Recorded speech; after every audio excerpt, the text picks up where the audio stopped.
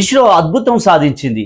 America గడ్డపై భారతదేశానికి ఎనలేనటువంటి ఖ్యాతిని తీసుకొచ్చింది. అవును, మీరు వింటున్నది నిజమే. చంద్రయాన్-3 మిషన్ సాధించినటువంటి విజయానికి గాను American Institute of Aeronautics and Astronautics సంస్థ 2026 గోడార్డ్ ఆస్ట్రోనాట్స్ అవార్డును ప్రదానం చేసింది. మే 21వ తారీఖున వాషింగ్టన్ డీసీలో జరిగినటువంటి ఒక ఫంక్షన్లో భారత రాయబారి వినయ్ మోహన్ ఈ అవార్డుని ఇస్రో తరపున అందుకోవడం జరిగింది. గోడార్డ్ అంటే ఎవరో కాదు, ఫాదర్ ఆఫ్ మోడర్న్ రాకెటరీ.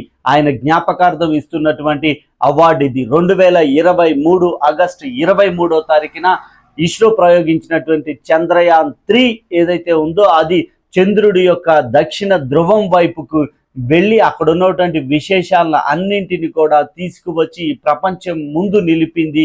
అంతకు ముందు దక్షిణ ధ్రువం మీదకు ఎవరు కూడా ఎటువంటి ప్రయోగాలు చేయలేదు. ఇది అంతరిక్ష ప్రయోగాలలో ప్రపంచానికి ఒక దిక్సూచిగా నిలిచింది. అందుకు గాను ఈ అవార్డు మనకు దక్కింది. అంతేకాదు ఈ అవార్డు వేదిక మీద భారత రాయబారి మాట్లాడుతూ మిషన్ 2047 కూడా ఆయన ప్రకటించడం జరిగింది.